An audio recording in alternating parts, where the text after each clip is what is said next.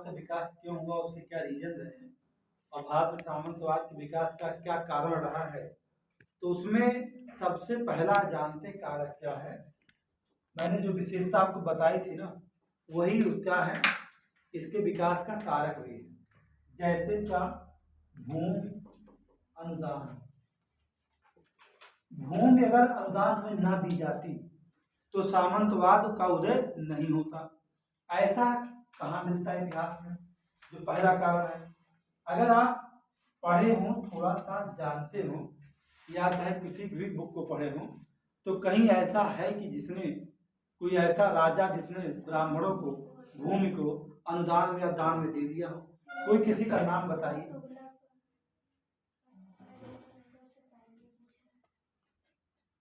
सातकर्णी प्रथम ऐसा शासक है सातवाहन का, जिसने किसे ब्राह्मणों को एक गांव क्या दिया था, दान दे दिया था। अब क्यों दिया था, ये सवाल आपके मन में उठना चाहिए। क्यों दान दिया था? वो दान दिया था, उसने अश्वमेध यज्ञ करवाया था। इस अश्वमेध यज्ञ करवाने के उपलक्ष्य में उसने ब्राह्मणों को एक गांव दान दे दिया। जिन ब्राह्मणों ने करवाया था, यही भूमि अनुदान का कार्य किसी और ने किया। सातवाहन वंश में ही एक शासक है, उनका नाम है गौतमी पुत्र सातकर्णी। गौतमी पुत्र सातकर्णी ने भी भूमि अनुदान दिया था। किसे दिया था? बौद्ध संघों को। किसे दिया? बौद्ध संघों को दिया था। और देखा जाए तो भूमि अनुदान की प्रक्रिया गुप्त काल में भी, ऐसा मत सोचिएगा कि नहीं है, वहां पर भी है, लेकिन वहां इसकी प्रामाणिकता नहीं उपलब्ध हो पाती है। खाली गुप्त काल में अगर किसी ढूंढेंगे तो हर्ष के समय में, गुप्त काल में अगर कहीं कहा जाए कि भूमि का अनुदान दिया जाता था, तो उसके मतलब प्रामाणिकता नहीं मिलती है। लेकिन हर्षवर्धन ने भूमि का अनुदान दिया था, इसकी प्रामाणिकता मिलती है। लेकिन अगर ये कहा जाए कि सबसे ज्यादा प्रामाणिकता कहीं उपलब्ध है, तो इन सातवाहनों के संबंध में, कि लोगों ने क्या दिया था, भूमि का अनुदान देना शुरू किया था, और जो इनके अभिलेखों में उसकी जानकारी मिलती है। इसकी शुरुआत सातकर्णी प्रथम ने ब्राह्मणों को एक गांव दान दिया, तो वही शुरू हुआ भूमि अनुदान की प्रक्रिया। और यह तब दिया गया जब उसने अश्वमेध यज्ञ किया था, उसके उपलक्ष्य में। फिर उसी सातवाहन वंश के शासक गौतमीपुत्र सातकर्णी ने क्या किया, बौद्ध संघ को भूमि का अनुदान दिया था। ये पहला कारक है, जिसकी कुछ बातें तो कुछ एग्जाम्पल हम लोग वहां रख ले करके। पहला कारक क्या था, भारत में सामंतवाद के विकास होने का। दूसरा कारक धम्म विजय भी था। क्या था? धम्म विजय। तीसरा क्या था? आर्थिक कारक। अगर यही तीनों चीजों को आप जानते हैं, तो यदि आपके एग्जाम में सवाल आता है कॉन्सेप्ट टू फैक्ट, तो आपके लिए बड़ी राहत मिल जाएगी आपको, कि आपको ये पता रहे कि भारत सामंतवाद का उदय क्यों हुआ। अब मुझे जहां तक पता है, या जहां तक मेरा अनुमान है, अगर आप देखते हैं ना, तो यही ऑप्शन हमेशा रहेगा, ऑप्शन में भूमि अनुदान। ये बात ध्यान कि भारत में सामंतवाद के उदय का कारण है। तीन ऑप्शन कुछ और रहेगा, लेकिन अगर भूमि अनुदान दिख गया तो लगा दीजिएगा। अगर धम्म विजय मिलेगा तो भी सही है, आर्थिक काम मिलेगा तो भी सही है। यानी कि आपने कॉन्सेप्ट से फैक्ट को चुराया है, क्योंकि प्री एग्जाम कॉन्सेप्ट पर भी होता है और फैक्ट पर भी होता है। समझ गया? तो दोनों की जगह कर दिया आपको। अब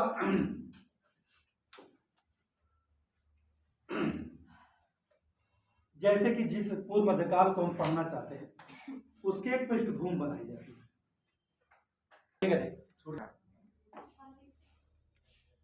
जैसे जानते हैं कि इसमें अगर देखा जाए कि जब सामंतवाद का जो उदय, आप भी पढ़ रहे थे कि सामंतवाद का उदय यहाँ क्या गुप्तोत्तर काल में अगर देखा जाए तो दो इतिहास है।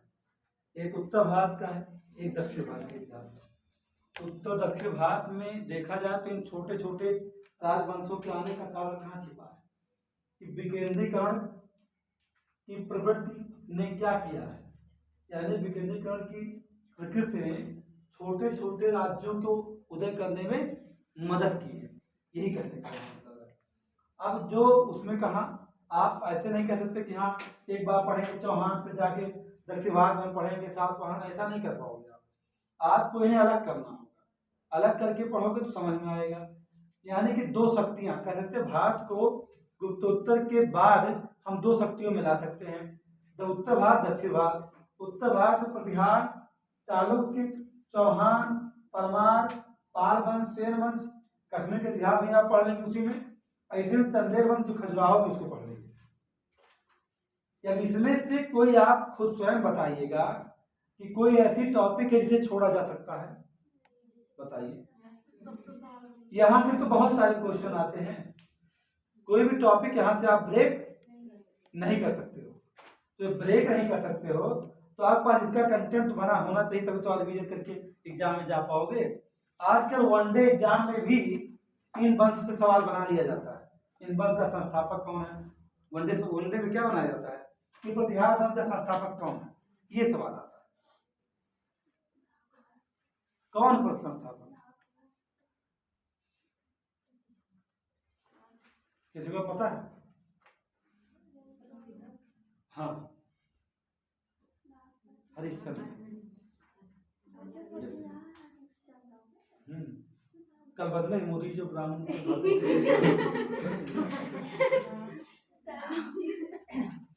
हाँ,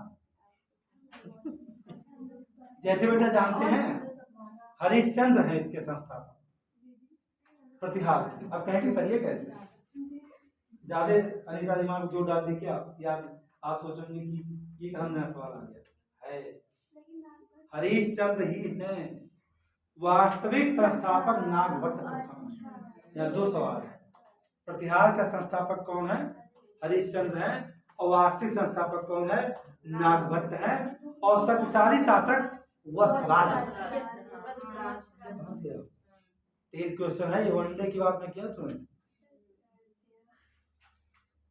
देखो बेटा ऐसा कि मुझे समझने के लिए आपको हमेशा मुझसे कनेक्ट रहना होगा क्लास में, तब आपके लिए इजी है, क्योंकि जानते तो आप समझ जाएं कि हम आगे क्या लाने वाले हैं।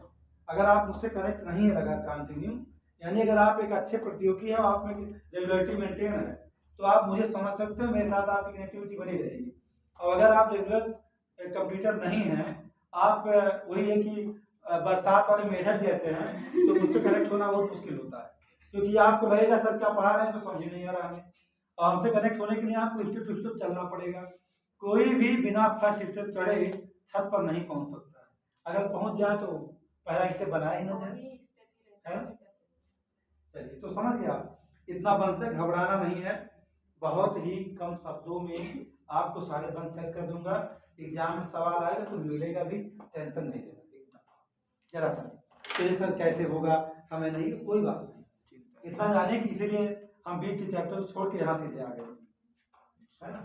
इसीलिए आए हैं क्योंकि यहाँ क्वेश्चन बनते रहते हैं। उत्तर भारत हमको पढ़ना है, तो आप हेडिंग बना सकते हैं उत्तर भारत सीधा, तो आपने ग्राफ बनाया है, और उसमें आप हेडिंग बना दीजिए प्रतिहार। क्या बना देंगे? प्रतिहार वंश।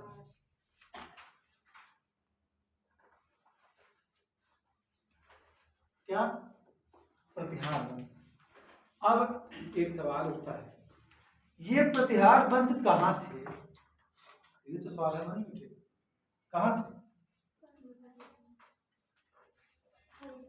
नहीं, कोई बात नहीं। एक बात का मुझे ये है कि इसकी तसल्ली जरूर मुझे है कि जो लोग रुक जाते हैं घरों में, वो चरा के दिल्ली हो जाते हैं, समझिए।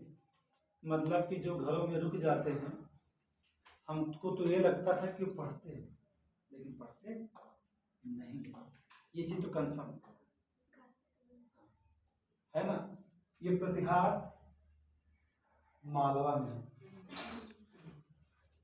मालवा कहाँ? मालवा का पठार सुने होंगे मालवा। और ये प्रतिहार जो मालवा के हैं, ये कहते हैं कि मैं कौन हूं, जानते हो? अब जिसने राजपूत की उत्पत्ति कहानी को पढ़ा हो और सुना हो, कहता कि भारतीय इतिहास में वो कौन सा ऐसा वंश है जो कहता है कि मैं लक्ष्मण का वंश हूं। लक्ष्मण कौन? अरे भाई श्री राम के छोटे भाई लक्ष्मण की बात है। लक्ष्मण कौन कहता? प्रतिहार कहते हैं। ये कहते हैं क्या?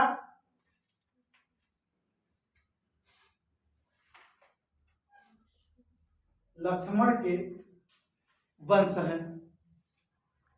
लिख सकते हैं क्या? ये स्वयं को लक्ष्मण का वंशज मानते हैं। स्वयं क्या मानते हैं? लक्ष्मण का वंशज मानते हैं। कहने का मतलब क्या? अगर लक्ष्मण के वंशज है तो क्या काम था आपका? कहते हैं कि हम लक्ष्मण के वंशज हैं, अर्थात भगवान राम के द्वारपाल थे। अर्थात भगवान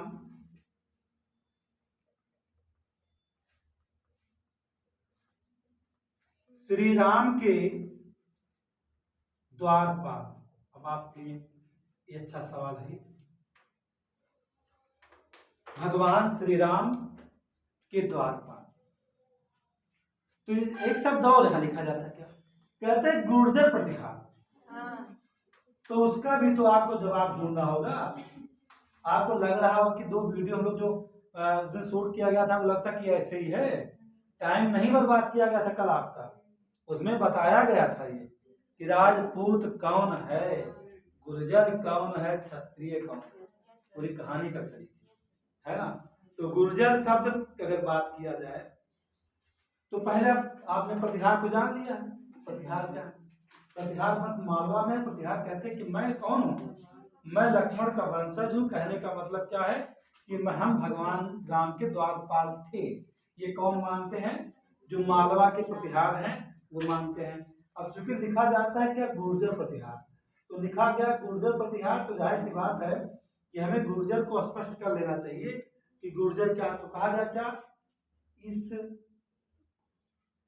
शब्द का पहली बार प्रयोग।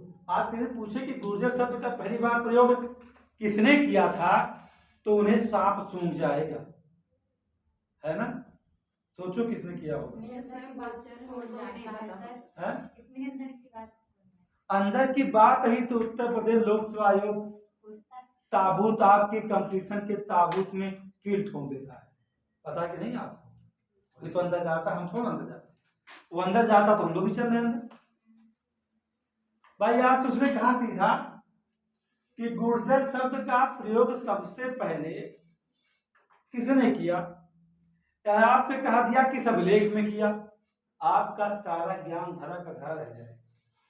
हमने कहा था कि हम लोग यूट्यूब पे जिस दिन आएंगे हमारा वीडियो कोई न देखे विनीत, लेकिन जिस दिन जो देखेगा उसके पैरों के नीचे जमीन खिसक जाएगी कि उसने कितना साल गंवा दिया है।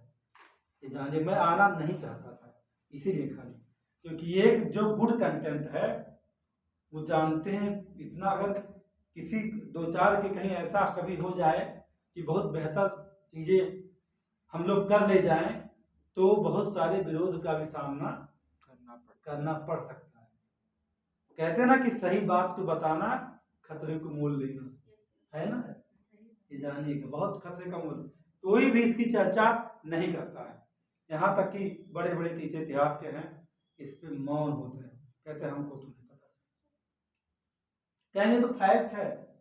अरे भाई जिसका इतिहास पढ़ रहे हो उसका अर्थ तो जानो। गुर्जर प्रतिहार एक वंश है जो मालवा में था,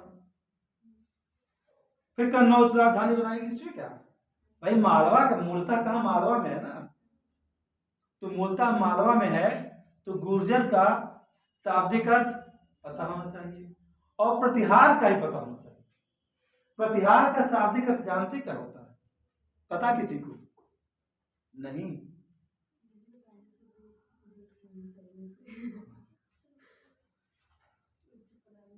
अब हम ये नहीं कहने वाले हैं कि कमेंट बॉक्स में आप मुझे आंसर करिए, हमसे उससे मतलब नहीं, क्योंकि आप देख रहे हैं पढ़ रहे हैं तो जाहिर सी बात है कि आप मुझसे जानने के लिए तो पढ़ रहे हैं, ना कि हम आपसे पूछे कि आप मुझे ज्ञान दीजिए, हमारे पास जितना हो देंगे भाई। प्रतिहार का मतलब होता है उच्च पदाधिकारी।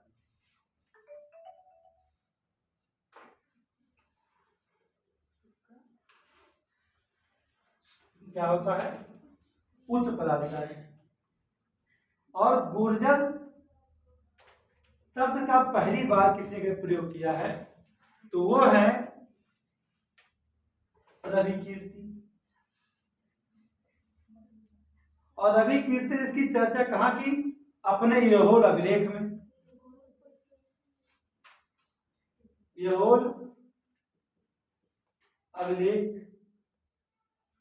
जिसमें सबसे ज्यादा चर्चा पुलकेशिन द्वितीय की।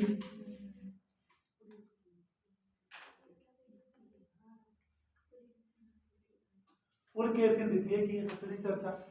ये सारी चीजें इस यहोल अभिलेख में गुर्जर को रवि कीर्ति ने उल्लिखित किया है। सबसे पहली बार गुर्जर शब्द का प्रयोग किया।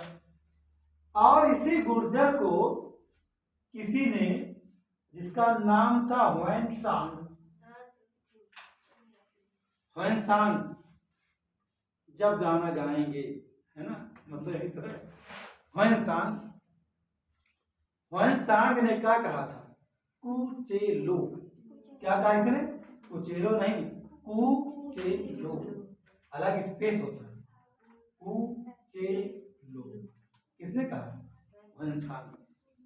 अब एक बात उठी कि उसके रवि कीर्ति और इनके बीच में क्या कोई ऐसा भी इतिहासकार है या लेखक है जिसने गुर्जर शब्द का प्रयोग किया?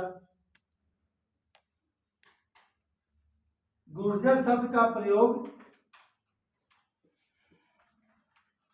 मणिमेखले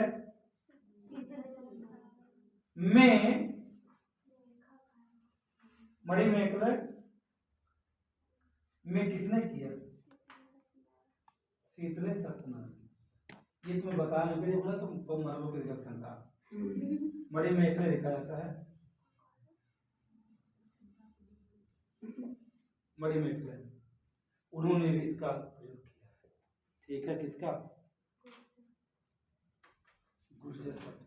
अब आप समझ मेरी सारी बातें। जब ह्वेनसांग ने क्या कहा कि गुर्जर क्या है? ये कुचेलो हैं, तो कहा कि इन कुचेलो की राजधानी क्या है? तो कहा इनकी राजधानी पीलोमोली। क्या है? पीलो है, पीलोमोली है। तो कहा इसका मतलब क्या भाई? पी आपने तो बता दिया कि पीलोमोली है। तो कहा भाई जानो आप, अब पता लगाओ कमेंट बॉक्स में और ढूंढो। ये ना करना है, ये ढूंढना नहीं है। इसका मतलब होता है भीनमाल। क्या राजधानी थी?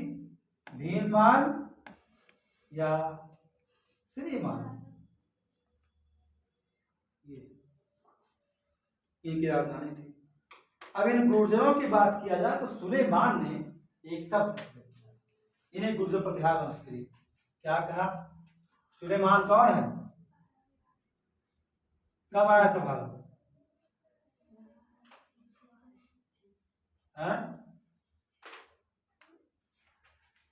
बताओ बेटा, कब आया था?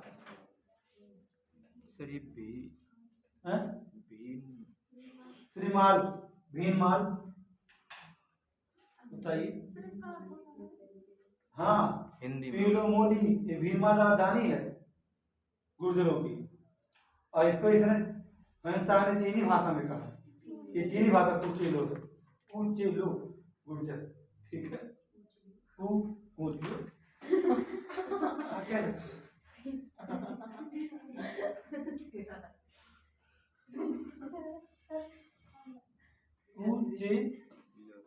लो और पीलोमोली क्या है? सुलेमान या भीनमाल की राजधानी है। सुलेमान यहाँ आया था 825 में।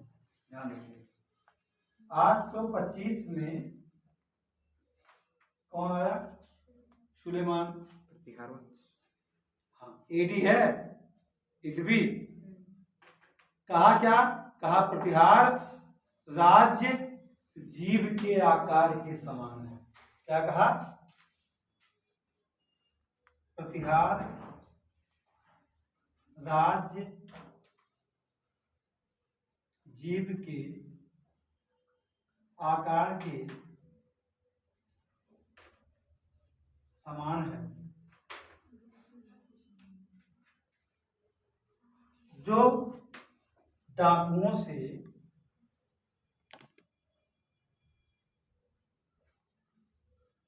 पूर्णतः सुरक्षित।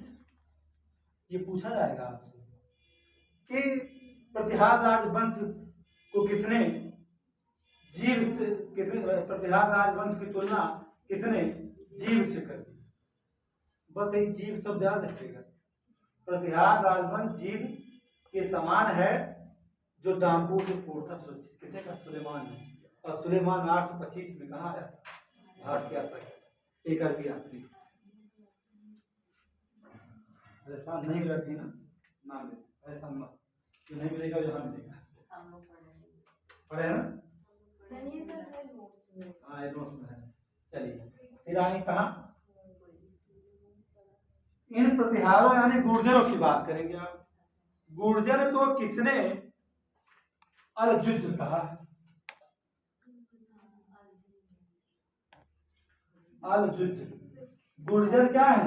अलजुज। गुरु प्रतिहार मतलब क्या है? अलजुज है। ये कहा है अलमसूदी ने। अलमसूदी ने कहा। ऐसे बनाते जाओगे नंदकिशोर तो बहुत अच्छा बन जाए, घबराए नहीं, याद करना भी आसान होता है। अलमसूदी।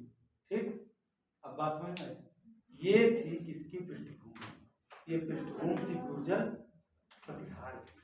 अब ऐसे ही आप दौड़ के चले जाओ, कोई बात नहीं। पढ़ने के लिए उम्र भी, इतिहास को पढ़ने के लिए उम्र कम पड़ जाएगी, लेकिन फिर भी आप चाहो तो इसे उतना पढ़िए जितना आपके एग्जाम में जरूरत है। और लेकिन ये बेसिक चीजें हैं।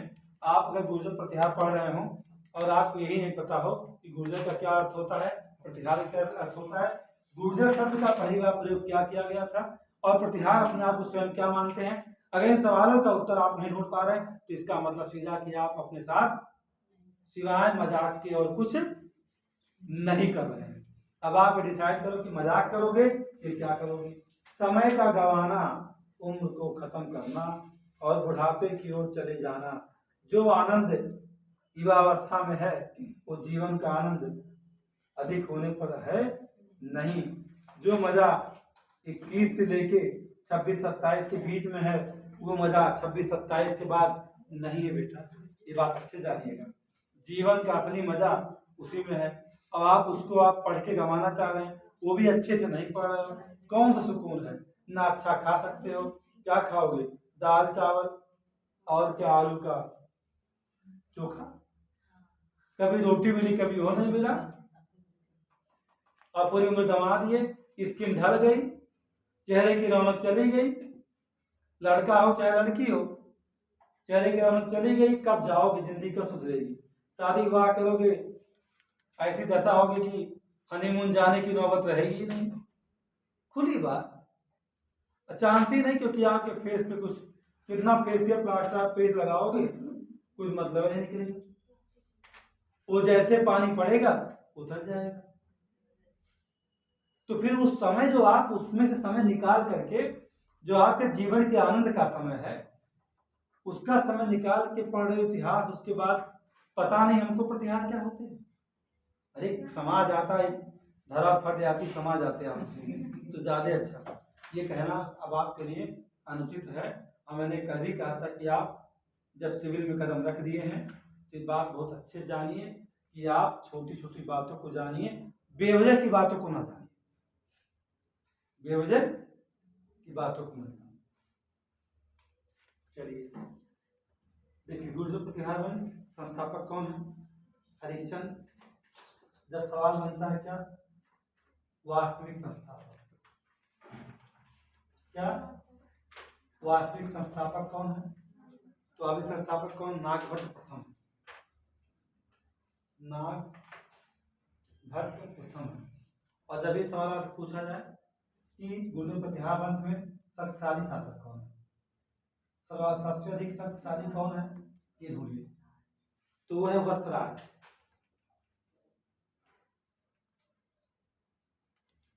कौन है? वत्सराज है। अब एक बात यह है कि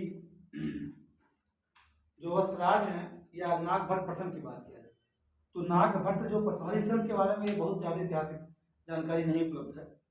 नागभट्ट प्रथम के बारे में जानकारी उपलब्ध है ना। तो नागभट्ट जो प्रथम है इनका समय की अगर बात किया जाए तो ये 730 से लेकर 756 तक है। ईस्वी की बात चल रही, ध्यान रखिएगा। और इस नागभट्ट को जानते क्या कहते हैं? मलेच्छों को परास्त करने वाला वीर कहा गया है। मलेच्छों को परास्त करने वाला वीर है कौन? नागभट्ट। अब इसमें एक और नाम आप देख लीजिएगा, वत्सराज। इनके पास भी एक लाइन है, कन्नौज पर अधिकार किया, कन्नौज पर अधिकार किया था इसने।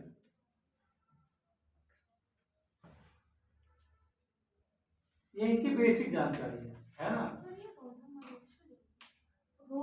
जात जाति गंदे में मरीच नहीं मत मलेक्स सर उसी का अपना समय लगा है मलेक्स। हाँ बना सकते। तो ये बेसिक सी बात है, कितना जानना चाहिए।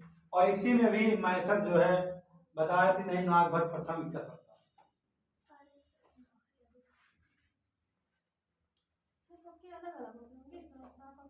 730 ईस्वी पूर्व किसी में संस्थापक की वास्तविक संस्थापक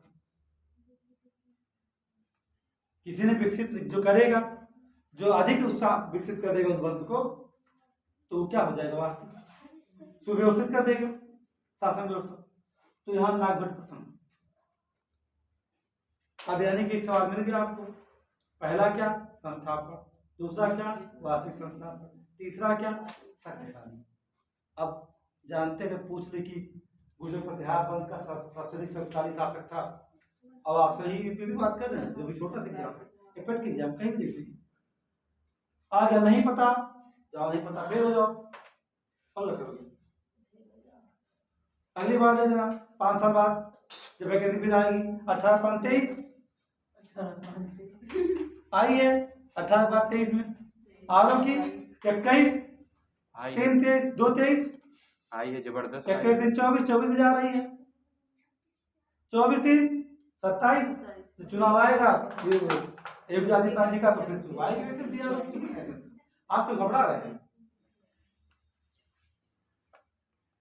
कहते हैं गिरते हैं सहसवार ही मैदान जंग में, और हम कहते हैं मिटते ही सहसवार तो निद्रावस्था में चलते हैं।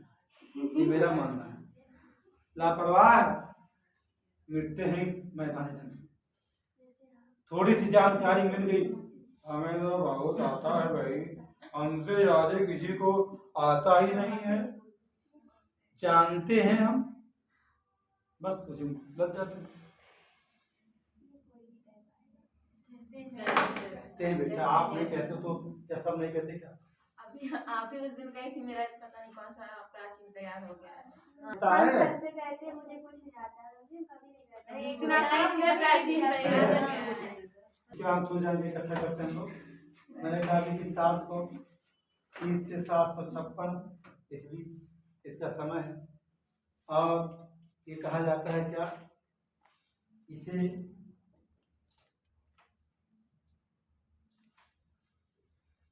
की उपाधियां कुछ, अब मैं ऐसा बताते जाएंगे, लिखते जाएंगे।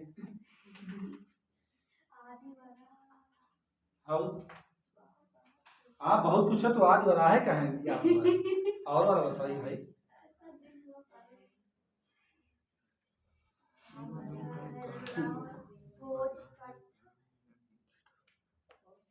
कोई बात नहीं है, अभी आराम करो।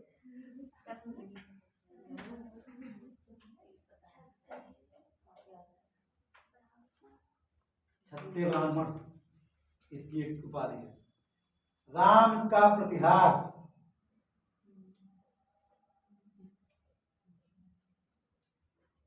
और क्या, इंद्र के गर्भ को तोड़ने वाला,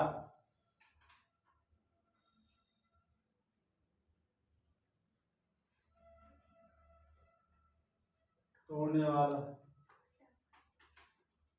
और कौन, नारायण की मूर्ति का प्रतीक, नारायण की मूर्ति का प्रतीक कौन है, नागभट्ट प्रथम। और जानते हैं, पूछा जाता है कि जालौर के प्रतिहार वंश का प्रारंभ किसके समय में हुआ, नागभट्ट प्रथम। एक सवाल के साथ और क्या है, जालौर के प्रतिहार वंश का प्रारंभ कौन करता है, नागभट्ट प्रथम। इतने सवाल इसके पास है, कम से कम सवाल है, आप जानिए, कम से कम इतना जानते हो, समस्या नहीं। अब नागभट्ट जब नहीं रहा तब कौन शासक बना,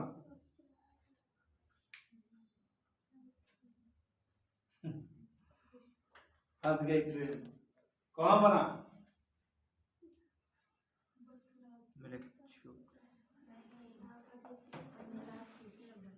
हाँ तो बेटा आप बोल रहे हैं, पता है? हाँ, नहीं आ रहा है सर, क्या बड़ा पढ़ाया है। कक्कुक, क्या नाम है, कक्कुक।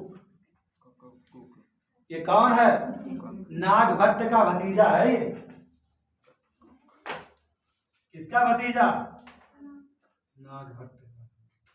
शासकों का क्रम पूछा जाता, दुर्लभ सवाल यूपीएससी पूछता है, जिसमें कहता शासक क्रम लगा वैसे का नाम पूछेगा जिसको आप सुने ना हो। उसका पैटर्न ये है, बाद में रोने से कुछ नहीं होता कि कमीशन ने बहुत कुत्ता सवाल पूछ लिया हमसे। नागभट्ट प्रथम का भतीजा है कौन, इसके बाद कौन आएगा, अब बताइए आप मुझे, देवराज। देवराज के बेटे हैं। आप लोगों को घटना चक्र में ठीक से तैयार नहीं है। देवराज कौन है, नागभट्ट का पुत्र है, समझे।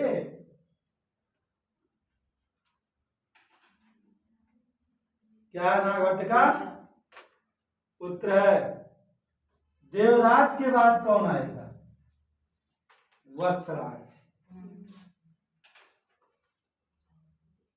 ये शासकों का क्रम है प्रतिहार में, वत्सराज आएगा। वत्सराज कौन है बताओ, कौन वत्सराज, देवराज का, देवराज का पुत्र है।